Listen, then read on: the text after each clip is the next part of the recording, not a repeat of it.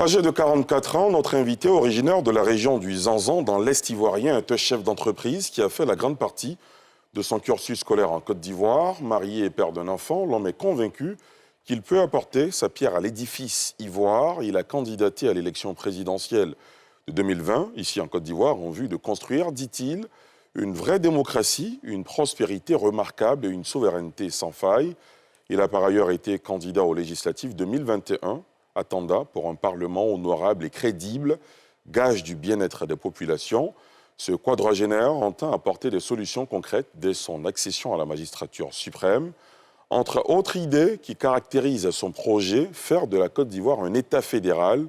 Pourquoi, comment et avec quels moyens? Sans réserve, ce soir, reçoit M. Fieni Kofi Kevin, président du mouvement citoyen pro-Côte d'Ivoire pour la démocratie, la prospérité et la souveraineté, créé en 2019 et devenu parti politique en 2021. Bonsoir, M. Fieni. Bonsoir, M. Derasouba. Comment vous allez? Bien, je vais. Très bien, merci beaucoup. Merci d'avoir accepté notre invitation. Je vous en prie. Avant d'ouvrir cet entretien, je vous propose à vous et à nos téléspectateurs et internautes de suivre ce portrait.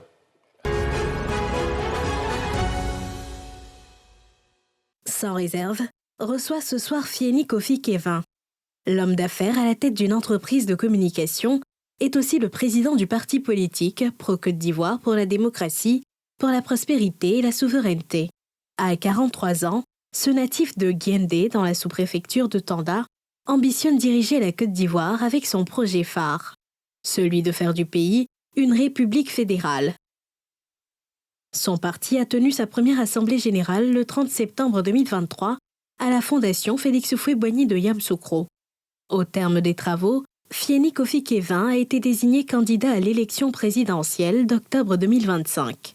Depuis, il multiplie les tournées, notamment dans le district du Zanzan, au nord-est du pays, pour inciter les populations à adhérer à sa vision. Dans son projet de société, outre la décentralisation, il prévoit une réforme du système éducatif. Mais à quelle fin? À 8 mois du scrutin présidentiel, Fieni Kofi Kevin pourra-t-il relier les Ivoiriens à sa cause? Lui, dont la candidature n'a pas été validée en 2020, a-t-il les arguments qu'il faut? La République fédérale qu'il entend créer n'est-elle pas une vue de l'esprit? Quelles sont ses ambitions pour maintenir et améliorer le dynamisme économique du pays? Fieni Kofi Kevin répond sans réserve à toutes ces questions face à Ali Diarasouba. Monsieur Fieni Kofi Kevin, quand on entend ce que vous dites aux populations dans vos tournées, comme on vient de le voir à travers ces images, quand on lit vos propositions pour la République de Côte d'Ivoire, on se demande mais pourquoi aller vers un État fédéral? Qu'est-ce que vous reprochez au régime de gestion actuel de la Côte d'Ivoire? Je vais plutôt dire que nous pensons que nous avons mieux à proposer. Et ce mieux-là, c'est de faire de la Côte d'Ivoire une république fédérale. C'est beaucoup avantageux. Et je pense que pour ce qui est avantageux, il ne faut pas s'en passer. Voilà déjà l'une des motivations. En quoi est-ce que c'est avantageux? Déjà, avec une république fédérale, on pourra avoir la répartition dans le bon sens des pouvoirs. On va éviter ainsi le cumul des pouvoirs et même des postes. Voilà, c'est de permettre à ce que, au-delà même de la gouvernance, que ça soit bien partagé au niveau des districts, par exemple, que nous avons déjà en nombre de 14. Et déjà, parlant de districts, c'est justement ces districts-là que nous allons transformer et les fédérer. Voilà. Ces districts vont prendre l'appellation État tout simplement, à la tête desquels nous allons permettre qu'il y ait des élections et donc des gouverneurs élus avec rang de chef d'État et leur permettre une forte autonomie tout simplement. Est-ce que justement cette configuration ne veut pas remettre en cause la force de l'État? Parce que ce que vous dites, c'est qu'on aura des chefs d'État dans chacun des districts de Côte d'Ivoire. Est-ce que ça ne va pas remettre en cause la force de l'État, l'État central, comme cela est aujourd'hui? Oh non, je ne pense pas. Parce que même déjà, les pays qui ont adopté ce système d'État unitaire, les problèmes sont là. Mais quand vous observez, vous faites des comparaisons, il y a mieux ailleurs. Et ailleurs, c'est de faire de la Côte d'Ivoire une république fédérale. Ça ne va pas remettre en cause le pouvoir d'État. Mieux, comme je venais de le dire, ça va permettre qu'il y ait un bon partage de pouvoir tout simplement. Et mieux responsabiliser les populations, les gouvernants qui vont gérer ces districts-là, qui vont prendre l'appellation d'État. Donc pour moi, c'est tout un avantage encore en plus. Alors, votre idée me semble claire, hein, mais j'ai envie de pousser un peu plus loin la réflexion et la question. Aujourd'hui, on a des districts qui ont le pouvoir de coordonner les activités de développement dans ces zones-là. Oui, oui. Quelle sera la différence, finalement, entre cet État et les districts tels que constitués aujourd'hui? Bon, la différence... Est-ce que vous avez des exemples qui puissent nous permettre de comprendre? Bon, je ne vais pas parler d'exemples. Je dis juste que la Côte d'Ivoire en République fédérale, ça va permettre de donner à ces districts-là qui vont prendre l'appellation d'État beaucoup plus de force. Vous voyez, quand je dis comme ça qu'il y aura des gouverneurs élus avec rang de chefs d'État, donc ce sont des chefs d'État, ce sont des présidents. Donc ils auront le pouvoir de prendre en main la destinée de leur district, de leur État. Et ces chefs d'État seront élus? Oui, ils seront bien évidemment élus par leur population, pour les rendre légitimes, bien sûr. Et ces chefs d'État-là, comme je l'ai dit, avec le pouvoir qu'ils auront, ils pourront prendre en charge la destinée de leur population, de leur district, de leur région. Déjà qu'en Côte d'Ivoire, vous le savez mieux que moi, les élections en général sont souvent source de conflits. Oui. Déjà, organiser une seule élection présidentielle, on a souvent des échéances qui sont émaillées de violence. Organiser ainsi plus d'une vingtaine d'élections, parce qu'on a un peu plus de districts. Est-ce que vous pensez que c'est une solution finalement? Oui, c'est une solution parce que vous voyez tous ces problèmes que nous avons parlant des élections qui toutefois créent pas mal de bruit, d'accord? Mais ça, c'est le résultat du cumul. Parce que tout est concentré à un seul endroit. 2 ou 3 personnes pour gérer les biens de millions de personnes, vous voyez, ça ne peut pas facilement passer. Donc, décentraliser cela à travers cette République fédérale à venir, là, serait la meilleure idée. La meilleure chose même d'ailleurs. En Côte d'Ivoire, depuis 2011, tous les villages dans lesquels vivent au moins 100 âmes ont été électrifiés. Si on s'en tient aux chiffres communiqués par le gouvernement, l'État n'a pas eu besoin d'en faire des communes et y créer des mairies. Votre projet de transformer les villages en communes est-il justifié finalement? Oui, c'est justifié parce que si on s'en tient à ce que nous voyons actuellement, voyez-vous, M. Derasouba, le rôle du maire, c'est quoi? C'est avant tout un manager, c'est un administrateur. Il a aussi la responsabilité de créer, pourquoi pas, des richesses. D'accord? Mais si on dit que le maire, c'est un manager avant tout, bon, prenez dans le cadre managérial, est-ce qu'un artiste, quand il a les milliards, quand il a tout ce qu'il veut, c'est en ce moment-là qu'il doit avoir besoin d'un manager? Je dis non, le manager, c'est dès le départ. Et pour permettre à ce qu'il y ait... On peut avoir beaucoup de moyens et puis avoir besoin d'être encadré. Hein. Il y a de grosses pointures de la musique à l'international, puisque c'est cet exemple que vous prenez, qui sont encadrés par de grands labels. Oui, mais en ce moment, on parlera d'assistance. On parlera d'assistance. Si vous voulez, voilà, oui. On parlera d'assistance parce que le manager, c'est celui qui établit d'abord une vision, qui a un plan, et qu'avec ce plan-là, il essaie de valoriser son produit, d'où son artiste ou alors les populations. Donc nous pensons qu'en l'état actuel des choses, et l'époque aujourd'hui l'exige même, parce qu'un village est avant tout appelé à connaître un développement, d'accord? Et donc on ne pourrait pas attendre qu'il y ait un certain nombre d'habitants, une certaine infrastructure. Non, on ne peut plus attendre ça. Il faut permettre à ce que dès le départ, même si c'est 10 habitants par village, qu'il y ait un maire. Oui, c'est possible. Pour que dans la boue, là, ce maire-là ait cette responsabilité. C'est possible? Oui, c'est possible. C'est possible, oui, mais c'est aussi de nouvelles charges. De nouvelles charges, oui et non à la fois. Oui et non à la fois. De nouvelles charges, oui, certainement. Mais ce ne sont pas des charges qu'on ne pourrait pas supporter non plus, parce que tout est question de stratégie. Voilà. Et comme je le disais tout à l'heure, il faut véritablement qu'il y ait dans chaque village un maire élu pour que dès le départ, avec ce maire-là, avec les villageois, ils puissent penser l'avenir de leur village. Mais mieux, derrière ça, qu'est-ce qu'il faut retenir? Après Côte d'Ivoire, nous disons comme ça, il faut développer les mentalités. Du coup, il faut les changer. En faisant en sorte qu'il y ait dans chaque village une mairie et donc des maires élus, c'est permettre aux citoyens, aux Ivoiriens, aux populations de prendre leur développement en charge et ne plus attendre tout de l'État, tout des ministres, bref, tout ce que vous savez déjà. Du coup, ils ont la mairie et même si vous pensez que ce n'est pas possible à réaliser, mais ça se fait même déjà. C'est pas moi qui pense, moi je vous pose des questions. Oui, mais je suppose que vous pourrez peut-être poser cette question après, mais c'est faisable parce que déjà ça existe. Vous allez voir les villageois qui se cotisent pour construire des écoles. Vous allez voir ces mêmes villageois qui se cotisent pour construire des maisons pour mettre dispensaires, infirmeries, etc. Or, c'est prévu pour que les mairies, sinon les maires fassent ça. Mais les villageois font ça déjà. Donc, ça vient juste pour couronner, ça vient juste pour reconnaître leurs efforts. Et donc, il faut officialiser cela et permettre un développement assez rapide, mais efficace aussi de ces villages-là. On a combien de villages en Côte d'Ivoire? Moi, je dirais plutôt villes et villages. On avoisine les 9011, mais les chiffres sont bons. Voilà. C'est ce que je peux dire là-dessus. Et où trouver cet argent-là, finalement, pour transformer le régime actuel dans un État fédéral et ensuite pour transformer, enfin, pour ériger tous les villages en communes? Où on trouve cet argent? Est-ce que vous avez essayé de budgétiser ce que ce projet pourrait vous coûter?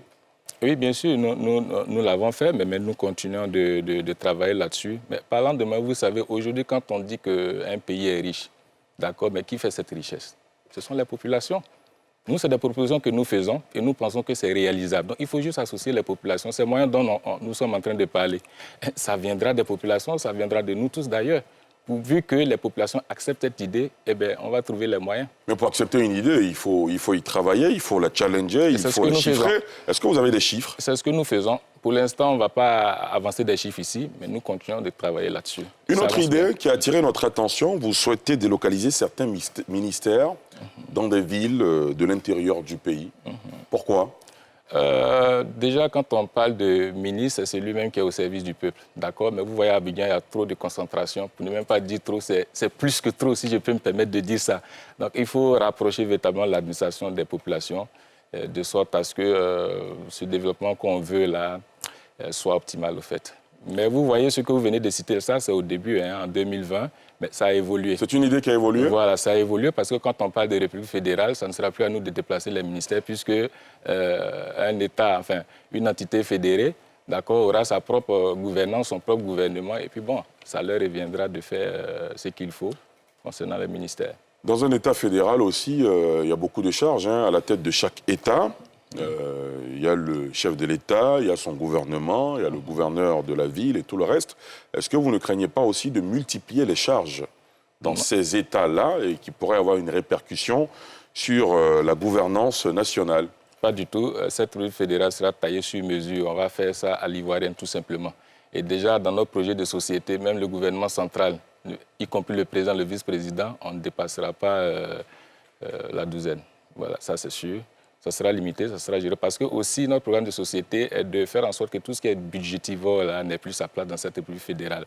D'où même la nécessité pour nous de faire en sorte qu'au pouvoir, aucun gouverneur, vice-gouverneur, ministre, président, vice-président n'ait un budget de souveraineté. Ça, on va supprimer. Voilà. C'est déjà un signal fort. Très bien. Alors, on va parler maintenant de chômage. Le gouvernement actuel estime que le chômage est maîtrisé. Vous, quelles sont vos idées pour réduire le chômage, notamment des jeunes? Déjà, parlant de chômage, c'est sujet à beaucoup de discussions, d'interprétations. Vous voyez, le chômeur, c'est qui? C'est celui qui n'a pas de revenus, c'est celui qui n'a pas d'emploi. D'accord? Mais quand on parle d'emploi, soit on est employé par quelqu'un ou alors on travaille pour soi-même. Bon, qu'est-ce qu'on appelle travail? Est-ce que le ciré de chaussures, ce n'est pas un travail qu'il fait?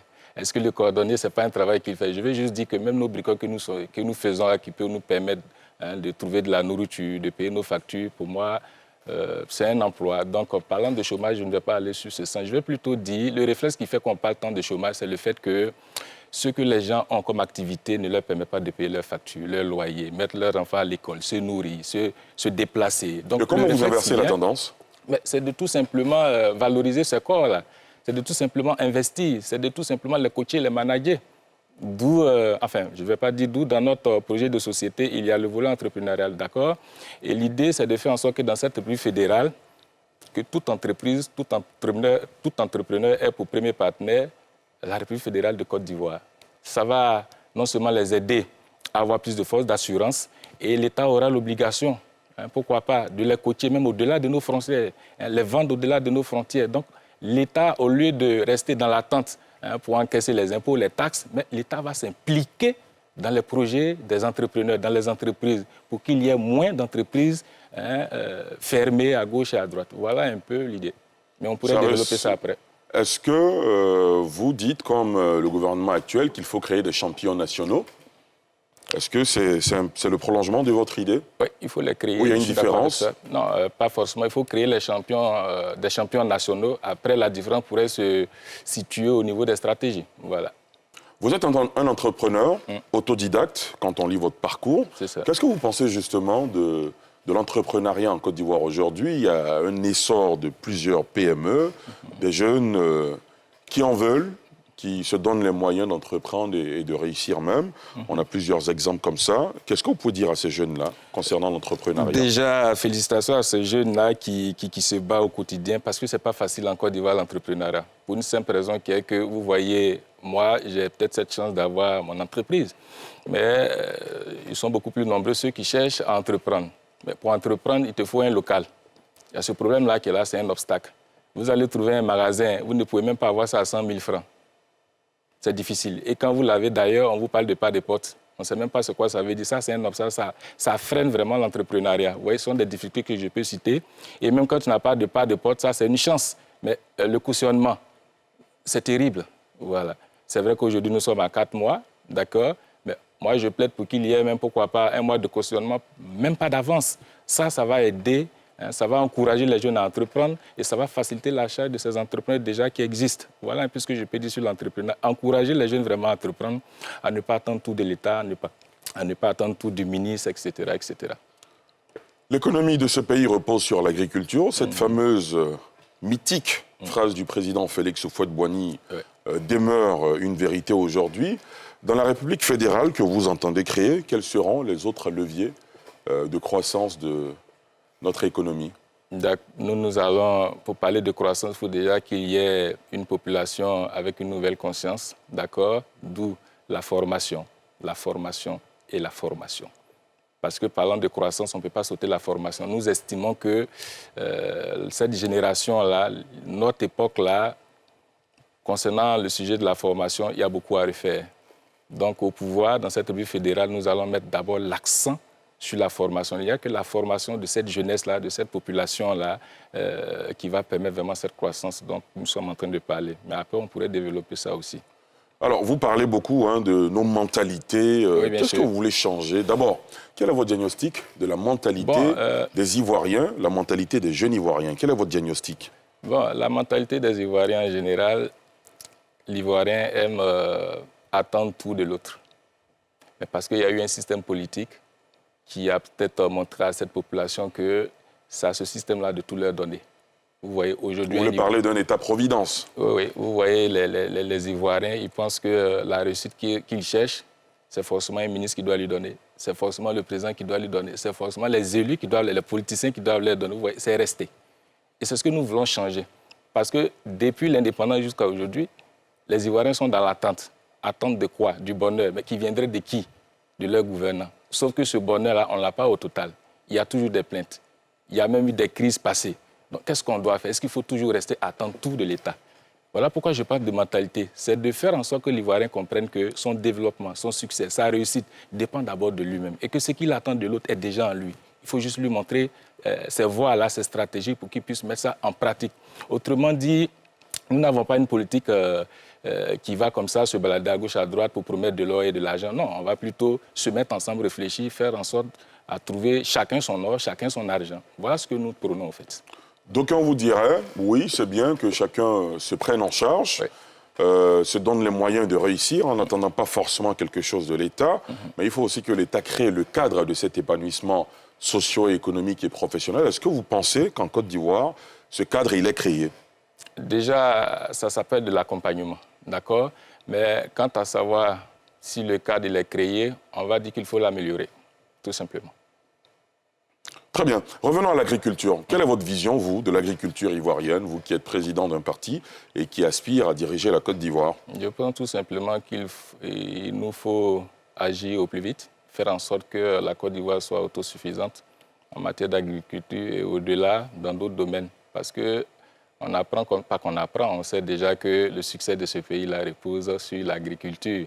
Donc c'est un secteur porteur, il faut vraiment y apporter de l'attention.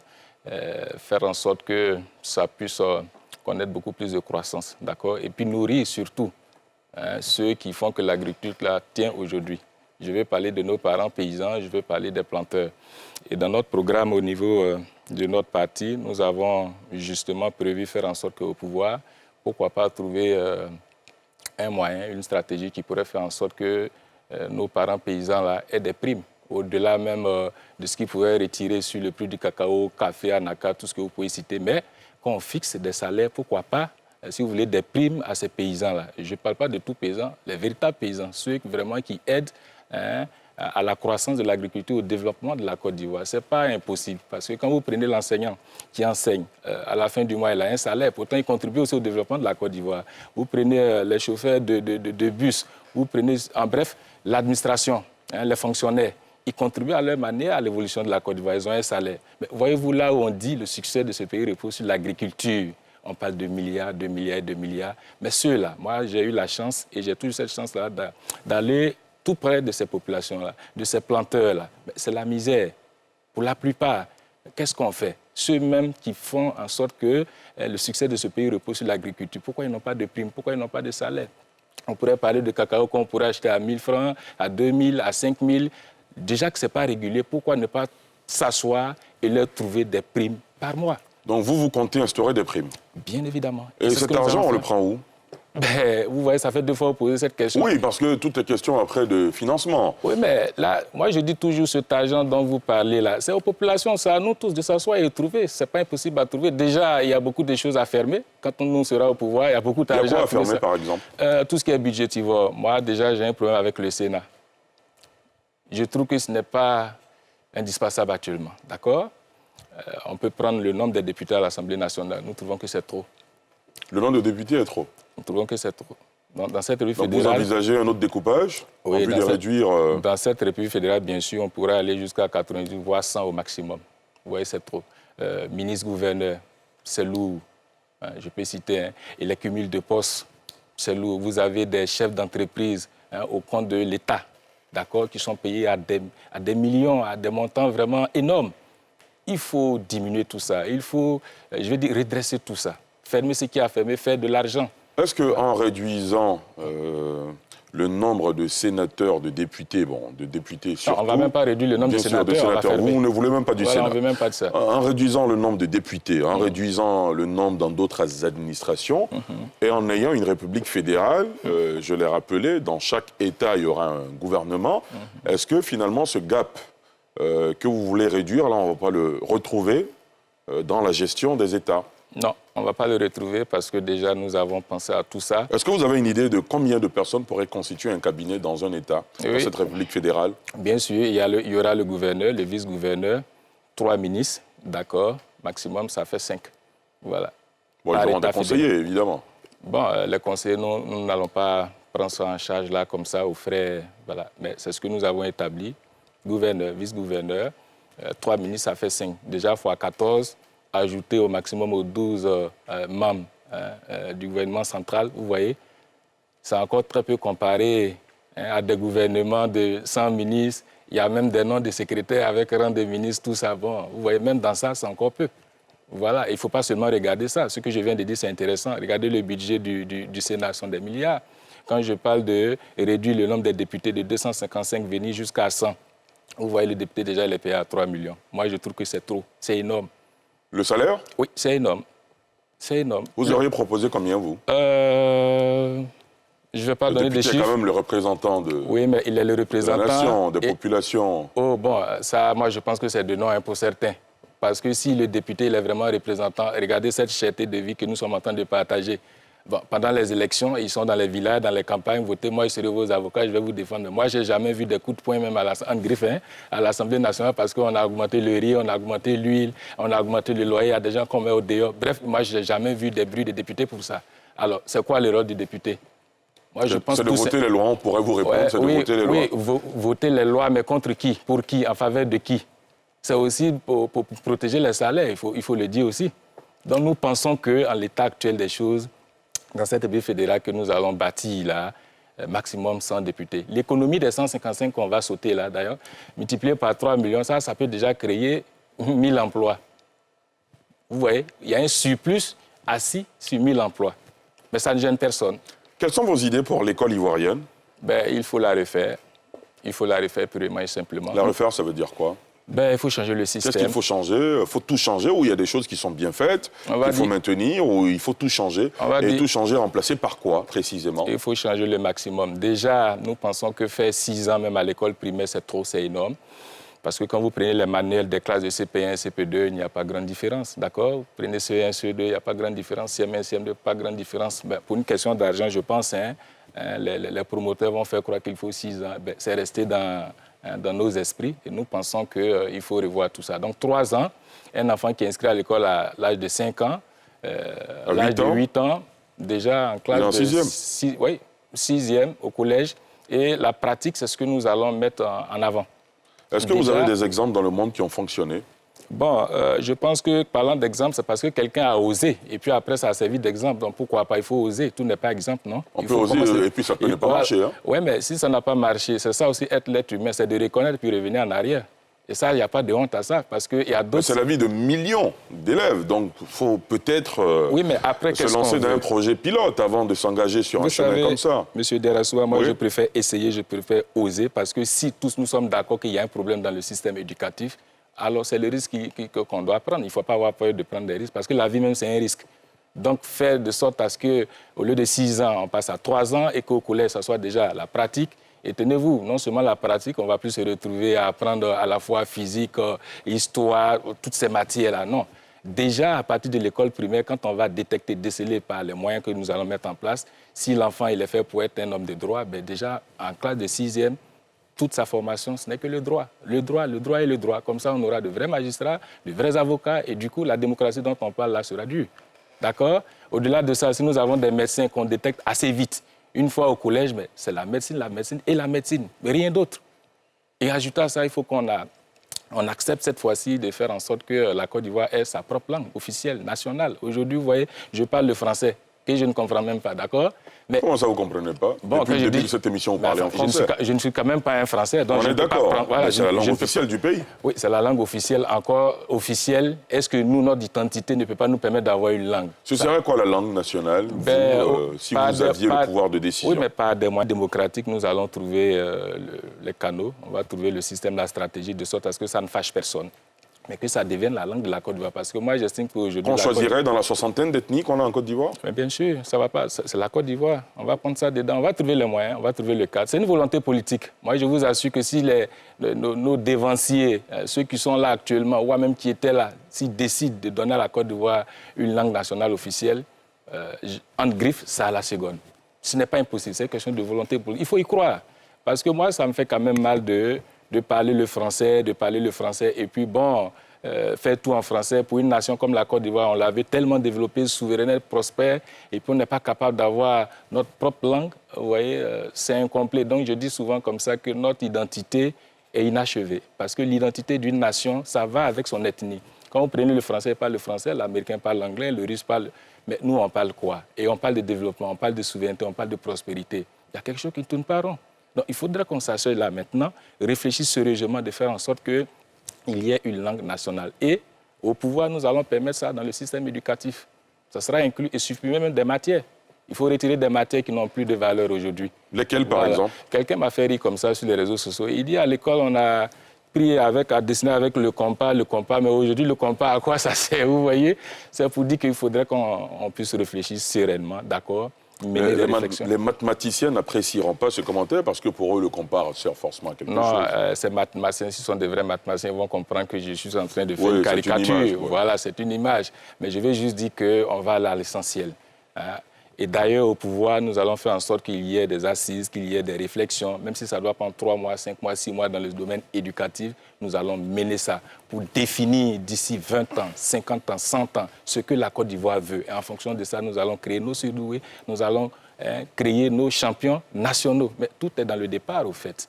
Donc, c'est à ça que moi, j'invite les populations ivoiriennes à faire en sorte qu'on soit au pouvoir. Et puis, pourquoi pas réussir ça, il faut oser, il faut essayer. Pour arriver au pouvoir, il faut que la candidature du candidat soit retenue, ne soit pas rejetée par le Conseil constitutionnel. Exact. Sauf qu'en 2020, votre candidature a été rejetée. Quelles leçons avez-vous tirées de cette expérience? Juste ce qu'il faut pour faire en sorte que cette fois-ci, elle soit validée. Quelle est la différence cette fois-ci en 2020? On va dire manque d'expérience en 2020, d'accord. Bon, toujours en griffe, hein. Et que, bon, cette fois-ci, on prendra toutes les mesures. Et puis, bon, la candidature... Parce que déjà, en 2020, on a eu tout ce qu'il fallait. Hein. Voilà. Ce qui nous a fait défaut, c'était le reçu du cautionnement. Parce qu'on a passé là tout le temps à se balader, on ne savait même pas où il fallait payer. On est arrivé à la mairie de Cocody, il dit, il ne savait pas où ça y est. Donc on se baladait. C'est comme s'il y a quelqu'un qui ne voulait même pas qu'on sache là où on donne l'argent au juste. Donc on a pensé que peut-être il fallait, comme on parle du trésor, trouver le numéro du trésor sur le net, faire un dépôt et puis bon, le tour est joué. Une direction générale du trésor public Mais je vous assure, on s'est même rendu là-bas et les personnes qui nous ont reçus, ils vont certainement suivre l'émission, ils vont s'en souvenir. Ils disaient qu'ils ne savent pas où ça est, de quoi on parle. Oui. Bon, bref.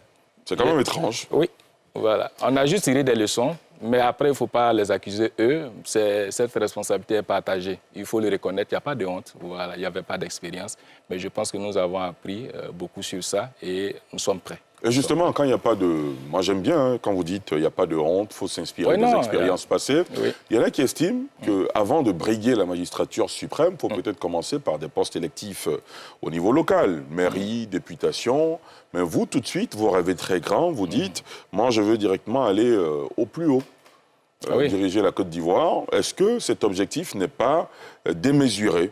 Non, ce n'est pas démesuré parce que ceux déjà qui ont été députés, mais avant d'être président ou ministre, si c'est vraiment la voie à suivre, bon, pourquoi est-ce que même nous, on voudrait être au pouvoir, on voudrait gouverner? C'est parce qu'il y a quelque chose qui n'a pas tourné rond.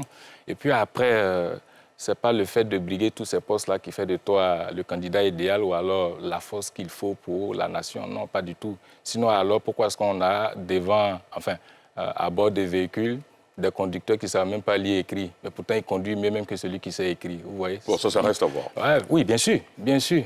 Moi, j'ai eu des chauffeurs qui ne savent ni lire et écrire, mais pourtant ils conduisent très bien. Voilà, ils conduisent très bien. Donc tout n'est pas dans le fait qu'il faille qu'on ait des postes électifs d'abord avant d'être président. Non, moi je ne suis pas d'accord avec cette philosophie-là. Voilà. En 2025, ça y est, c'est décidé, vous êtes candidat à l'élection présidentielle. Oui, c'est plus que décidé. Quelle analyse faites-vous des enjeux autour de cette élection présidentielle? C'est gérable, c'est tenable. Nous avons notre place. Non, je ne parle pas de vous, je parle de l'environnement général.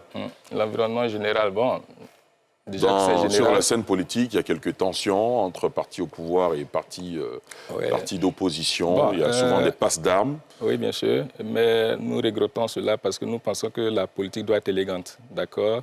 Et je le dis comme ça, la politique, quand ça se trouve aux mains de personnes impatientes, c'est un danger. Quand la politique se trouve aux mains de personnes qui ne veulent pas partager, c'est un danger. Quand la politique est devant des personnes qui veulent prendre des raccourcis pour la mener, c'est un danger. Donc, qu'est-ce que nous faisons? C'est de faire en sorte que tout ça, ça prenne fin en prenant le pouvoir par les unes, bien évidemment. Parce que ces tensions-là ne sont pas simples, nous le savons. Ces tensions ont leur source dans ces crises-là que la Côte d'Ivoire a traversées. Et aujourd'hui, nous en vivons les séquelles. C'est bien dommage. Toutes ces figures que nous avons, d'une manière ou d'une autre, les gens les ont indexées. Ils ont tort, ils ont raison, on ne sait pas. Mais dans tous les cas, c'est le bruit que tout le monde sait. Voilà, ça s'accuse mutuellement. Personne ne fait confiance en son ami. Il y a un problème d'ego, de pouvoir. C'est moi qui ai beaucoup d'argent, c'est moi le plus riche, c'est moi que la Côte d'Ivoire aime, c'est à moi on paye le cautionnement.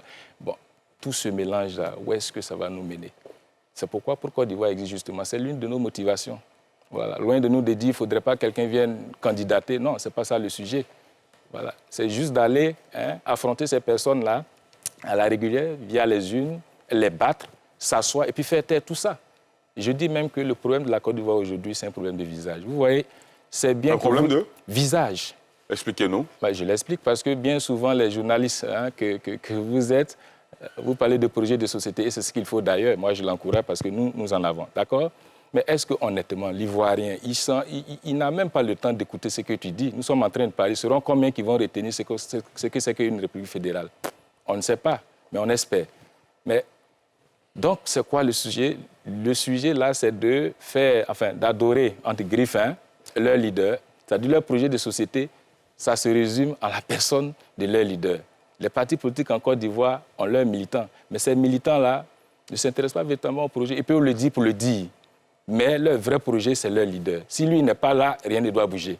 C'est dommage. Je parlais de mentalité tout à l'heure. Et c'est ce qu'on doit changer. Il ne faudrait plus qu'on regarde le leader parce que c'est le leader. Parce qu'un leader même, si tu es leader et puis tu es indispensable, tu n'es pas un leader. Le leader, c'est celui qui peut disparaître à tout moment et puis ça évolue, ça continue. Mais en l'état actuel des choses, ce sont des problèmes de personnes. Ou c'est mon leader ou c'est rien. Il y a des gens qui se font appeler c'est temps ou rien. Bon, c'est dangereux. C'est dangereux. Donc, c'est pourquoi je suis en train de le dire comme ça. Le problème de la Côte d'Ivoire, ce qui crée ces tensions-là, ce sont justement ces visages-là. Ce sont ces visages qui créent ces tensions. Et toutefois que ces visages-là seront sur la scène politique de cette façon, on ne va pas résoudre ce problème. Mais ce sont des Ivoiriens dans lesquels beaucoup d'autres Ivoiriens se reconnaissent. Donc comment... Oui, mais ils se reconnaissent justement, et c'est ça qui est le mal. Il faut se reconnaître dans le projet de société et non dans l'individu, parce que l'individu, il peut se tromper. De bonne foi même d'ailleurs. Et c'est ce que l'Africain a passé son temps à faire. Et aujourd'hui, ça nous a mené des guerres partout, des rébellions par-ci, des mauvaises foi par-là. Et donc, on ne va pas s'en sortir comme ça tant qu'on ne change pas ces mentalités pour suivre plutôt les projets de société. En tout cas, nous, à Pro-Côte d'Ivoire, ce n'est pas une affaire de M. Fieni Kofi Kevin, c'est une affaire de projet de société. Que je ne sois pas là demain, ça va évoluer parce que ce sont les textes et c'est ce qu'il faut suivre. Loin de nous l'idée de faire plaisir au leader. Non, il faut faire plaisir au leader en lui montrant que tu es notre leader, ce que tu as inculqué, ce que tu as enseigné. Sans toi, nous pouvons avancer. S'il y a un mot qui revient bien souvent dans le lexique politique ivoirien, c'est le mot réconciliation. Que dites-vous de la réconciliation? Moi, je pense que c'est un fonds de commerce politique. Et on doit réconcilier qui? Ça veut dire quoi? Selon vous, il n'y a pas de problème de réconciliation en Côte d'Ivoire? Il n'y a aucun problème de réconciliation entre les Ivoiriens. Les personnes qui doivent se réconcilier, ce sont les politiciens.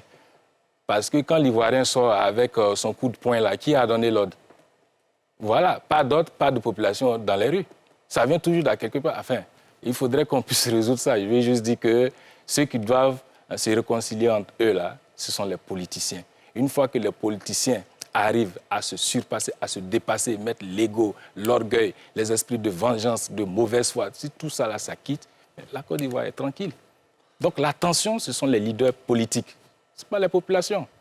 Voilà. Moi, bien souvent, j'entends qu'on dise qu'il faudrait qu'il y ait la paix comme ça pour qu'on ait le travail. Il faudrait qu'il y ait la paix pour qu'il y ait le développement. Mais écoutez, M. Derassouba, la paix, c'est pas au départ, c'est pas au début.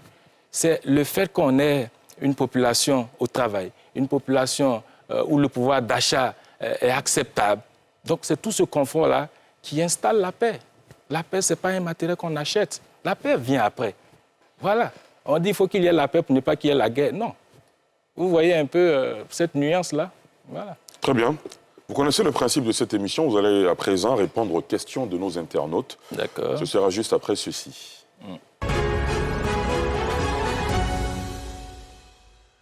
La question des internautes. La toute première question nous vient de... On va le découvrir. Ben Ali Ouattara. Pourquoi, en tant que président d'un parti, avez-vous soutenu un candidat indépendant au conseil régional dans le Gontogo alors? Expliquez-nous. Vous savez, je venais de le dire, je n'ai pas soutenu la personne du candidat, c'est son projet que j'ai soutenu. C'est différent. Donc je ne l'ai pas soutenu, lui, en tant que personne physique, c'est son projet. Voilà. Peut-être que la reformulation de la question de l'internaute, c'est de dire, mais vous êtes président d'un parti, pourquoi vous n'avez pas présenté de candidat ou vous ne vous êtes pas présenté vous-même? Non, parce que j'ai jugé que ce n'était pas... favorable, c'était pas utile. Voilà. Moi, je vise d'autres choses, donc je n'avais pas à aller me battre pour des questions de mairie et autres. Très bien. Voilà. Prochaine question. La prochaine question est de Kouman Rodrigue. Combien d'États comptez-vous composer la Côte d'Ivoire et comment seront-ils financés? Dans cet État fédéral, on aura combien d'États? Je l'ai dit, ce sont les 14 districts que nous allons transformer en États. Et bon, ces districts vont prendre l'appellation État. D'accord. Et ces moyens-là, c'est à la Côte d'Ivoire, c'est aux populations. Il y a de la richesse en Côte d'Ivoire. Il y a les moyens, nous allons les trouver. Voilà. Très bien, on poursuit. Prochaine question. Fofi Alassane, comment comptez-vous réduire le chômage des jeunes? On en a parlé rapidement, oui, peut-être que l'internaute n'a pas suivi. D'accord, par la formation et puis par l'investissement massif de l'État fédéral à venir de Côte d'Ivoire là, dans les entreprises. Vous faites faire de l'État de Côte d'Ivoire les premiers partenaires des entrepreneurs, encore par la formation. On poursuit avec les questions. Koudouignon Hervé, que pensez-vous du parrainage citoyen? Êtes-vous prêt à cocher cette case? Oui, je pense que c'est utile. Ça permet au candidat lui-même de se mesurer, de se jauger, de se tester, de voir sa capacité réelle. En 2020, vous avez réussi à avoir tous les parrainages? Moi, j'ai eu mes parrainages, oui, je les ai bien eus. Et cette année, vous êtes sur la bonne voie? Ça n'a pas été facile, mais je les ai eus. Oui, sur la bonne voie. Très bien. Sûr. Je crois que la période des parrainages, c'est pour autour du mois de juin-juillet. D'accord. Prochaine question. Gaoussou Abdoul, quel est votre plan pour stimuler la croissance économique? Ça revient toujours à la formation.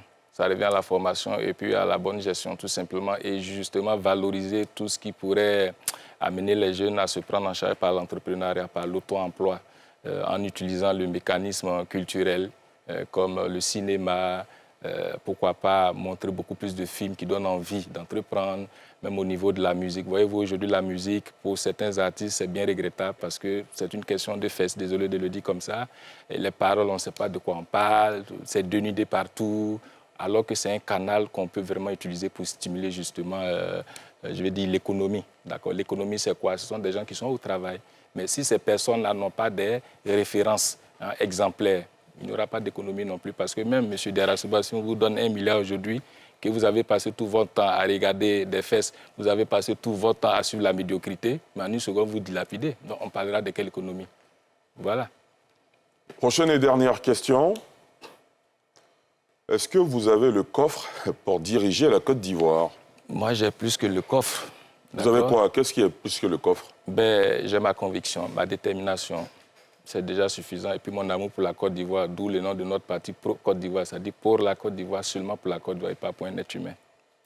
Fieni Kofi Kevin, est-ce que vous avez le sentiment, au terme de cet entretien, que vous avez répondu à toutes nos questions sans réserve? J'ai répondu à toutes vos questions sans réserve. Bonne chance. Merci. Pour la suite de votre carrière politique. Merci. Et pour la prochaine présidentielle. Merci. Merci d'être venu sur le plateau de Sans Réserve. C'est moi qui vous remercie. Merci à vous, chers internautes et téléspectateurs, de nous avoir suivis. Je vous souhaite de passer une excellente soirée sur la nouvelle chaîne ivoirienne.